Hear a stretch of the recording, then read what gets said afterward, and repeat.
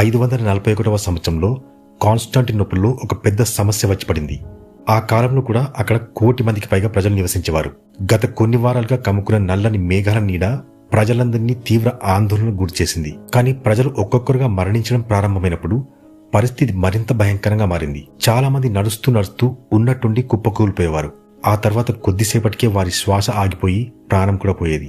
ఈ విషయం చూసి భయపడిన ప్రజలలో భయాందోళనలు వ్యాపించడం ప్రారంభమయ్యాయి. ఎందుకంటే బహుశా ప్రపంచం అంతమయ్యే సమయం ఆసన్నమైందని వారు భావించారు.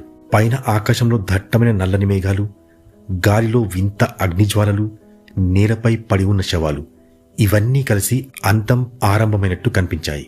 వేసవి కాలంలో వాతావరణం ఒక్కసారిగా చాలా చల్లగా మారడం ప్రారంభమైంది. సిచ్యువేషన్ ఎంత సీరియస్ గా మారిందంటే సమ్మర్లో కూడా మంచు పడడం మొదలైంది. ఈ ఇంట్రెస్టింగ్ వీడియో చూడాలంటే కింద ప్లే బటన్ నొక్కి ఇప్పుడే చూడండి, లేదా యూట్యూబ్లో మా గ్లోబల్ చర్చ్ తెలుగు ఛానల్ని సబ్స్క్రైబ్ చేసుకుని కూడా చూడొచ్చు.